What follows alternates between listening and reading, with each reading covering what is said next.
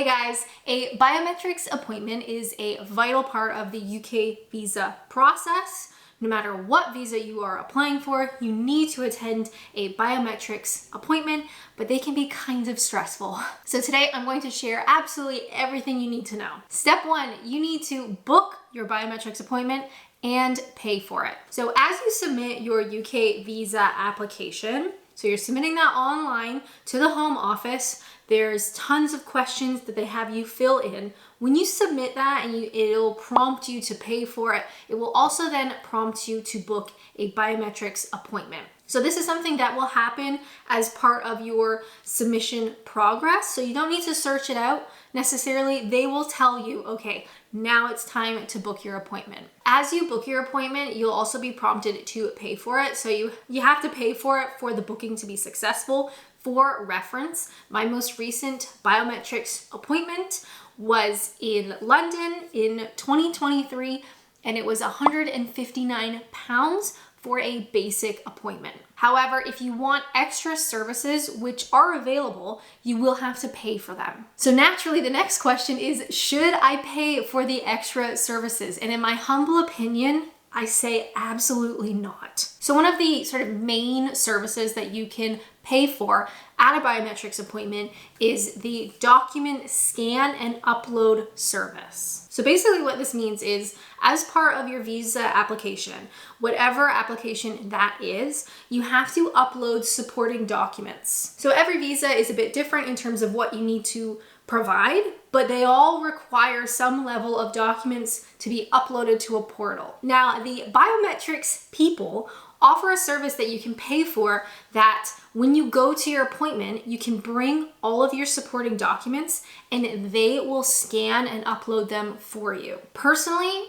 I would not bother. I think the only reason you would choose this option is if you feel super uncomfortable with technology and you don't feel confident in uploading like PDFs to a website, or perhaps like English as a second language and you don't feel confident being able to like follow the instructions or that sort of thing. But otherwise, I think you'd be absolutely fine doing this yourself. And do note that if you pay for this extra service where they upload the documents for you, they are not going to decide whether your evidence is right or not, if that makes sense. They're simply going to take what you have given them and upload it. So it's not like if you pay them to upload your stuff, you have a better chance of approval. It's literally just they will scan and upload it for you. Where you go for your biometrics appointment will depend on which country you are applying from. So for me, I've attended 5 biometrics appointments. As a Canadian living in the UK, I've been on 5 different visas or visa renewals, and every time you have a biometrics. So I've done this a lot, and I've actually done it both in Canada, where I'm from, and in the UK. So most recently, I renewed my current UK visa, so I went to London for my biometrics. Previously, when I had to apply for a visa to the UK while outside of the UK, so I was back home in Canada, I went to my biometrics in Toronto. Next up, what do you need to bring to your appointment? So first and foremost, your passport. Absolutely, you have to have your passport. For some visa applications, they will take your passport and submit it. For other ones, they will give it back to you, but you absolutely need to bring it. Number 2, you need your confirmation of your appointment. So when you book and pay for your biometrics, they will send you an email with like a PDF attachment. And that attachment typically has like a big QR code at the top, and it has all your personal details. It has your booking date. It has the type of appointment you've booked. It also has like a bunch of like confirmation numbers of like linking your biometrics to your visa application. It's just basically one sheet with loads of information on it, and you absolutely need to bring it. If you are paying for the extra service for the biometrics people to upload your documents, you will need to bring all of those documents. If you are not paying for that service and you've uploaded your documents yourself, you do not need to bring them to your appointment. Now, the big question is, what happens at your biometrics appointment? So first things first is you arrive at the location. They're usually called like a service point. You arrive at the service point, you need to be on time. That's step one. Then they are going to basically verify your information. So something to keep in mind with these biometrics people is they are not making a decision on your application. So they are simply making sure everything is uploaded and all of the things that you have uploaded yourself are able to be opened. They usually check to make sure that you have signed all of the relevant sheets, like where there's a signature bit, you've actually done that. So they're basically verifying your documents and your identity. They're not approving it. Once they've done that, they will take your biometrics. So this is your photo, which is a passport photo. So your hair has to be like behind your ears or like up. You have to take your glasses off, no hats, none of that, no smiling. So it's very much like a really unflattering passport photo. They also take your fingerprints, every fingerprint plus both thumbs, and they take a digital signature. So they have one of those sort of pads that you will write your signature on it. And the signature needs to match what's on your passport. And then you're good to go. So they should confirm to you at the end of your appointment that they have submitted all of your uploaded documents. They've submitted your biometrics. That goes off to the home office and there's nothing else to do but wait. Do keep in mind that the biometrics people do not provide progress updates. They don't receive like your visa result. They really will not know anything else about your application. They are just simply like a middleman sort of situation. So once you do your biometrics, they will give you no further information. Now, I have been to many biometrics appointments and some were better than others. So I want to share the ways that I have messed up personally, so hopefully you can avoid these problems. My first major mistake has to do with the checklist. So when you submit your application, not the documents, but the actual home office application that you do online, you submit that, you pay for it, then you get prompted to book your biometrics, you pay for that. When all of that stuff is happening, you will get an email from the home office with an attachment, the checklist. So the checklist has, I think it's like another QR code and has all your personal details, and there is a checklist of the documents that you need to upload to the portal that then goes to the biometrics people. I hope that makes sense. This checklist actually needs to be one of the documents you upload to the portal, which to me makes no sense because it's like the home office sent it to me. Why am I sending it back? But it doesn't matter, it needs to be uploaded. So when you receive this checklist, make sure to print it off, make sure to manually, check off that you have all the documents. Then you need to scan it into your computer and upload it to the portal. It doesn't make sense to me, but it doesn't matter. Another mistake I made was missing a signature. Yes, something that simple. Basically what happened is I had a document that required my name and then my partner had to write his name and sign it.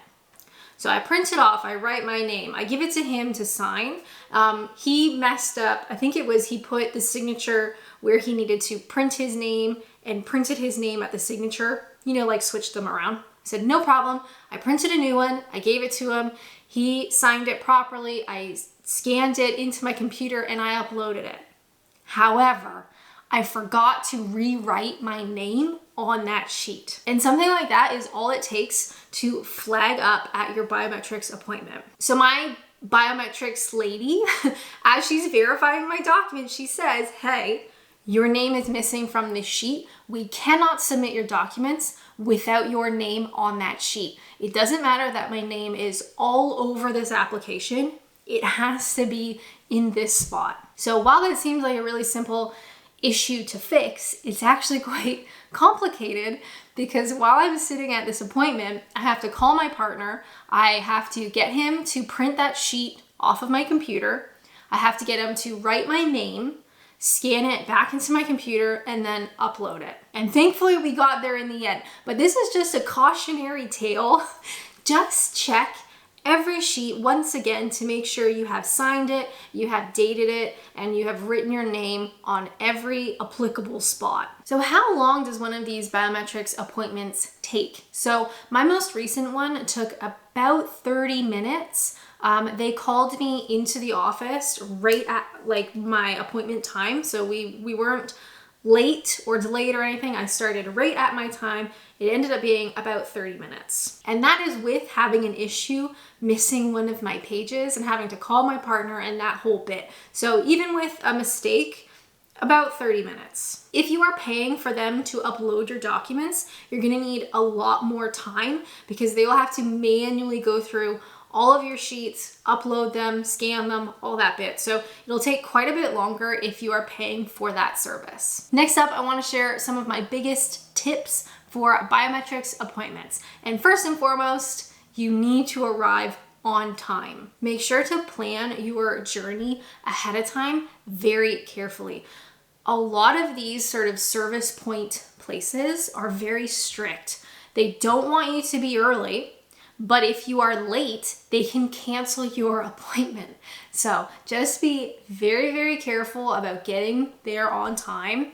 Obviously, you're gonna end up being early. They just usually won't let you into the office. But I would much rather have to sit outside for a half hour than be running to my appointment on the chance that they might cancel it if I'm late. So just make sure to get there on time. Typically, the biometric locations want you to go alone. So if you are applying for a visa for yourself, you are the only person typically that they will let into the office. Now, this doesn't mean you can't travel there with a family member or a friend or your partner or whatever, but typically they're not allowed to go in with you. For me, I usually plan that I have messed up something.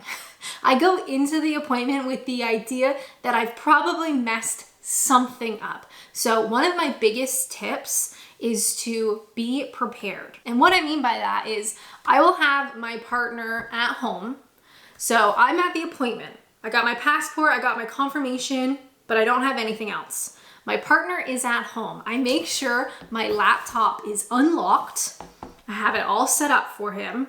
I make sure he knows where all the documents are saved. So typically I have a folder on my desktop with everything that I've uploaded saved in that one spot. I also make sure that he is available, that he is free and available when my appointment happens. So if something does go wrong, like most recently, I missed my name on one sheet of paper, I can call him from the appointment and he has access to everything at home. If it's not your partner, if you can get a family member or a friend or somebody who can be at home, like ready to go near your computer and near the printer and all that stuff, just in case something goes wrong, you have that person at home who can help you. And finally, one of my biggest tips is to take a deep breath. This process is stressful and overwhelming for a reason. The UK does not want people just applying for visas just because they feel like it. They make it difficult so the ones who really truly want it are willing to work hard for it. But I will also say the last 2 women that I've had at my biometrics appointments, they were actually both young women and they were extremely kind and understanding. The one that I did in Toronto, I actually cried. It's a long story. I cried because I was so overwhelmed and it wasn't going well and all this stuff. And she was so kind and calming and understanding. So those people are not there to make it difficult. They know that it's difficult. So just take a deep breath, relax as best as you can because you can do it. If you have any questions about biometrics appointments, please leave a comment down below. If you are still looking into the whole UK visa process, I have a whole playlist on my channel about UK visas. But until then, I'll see you in the next one.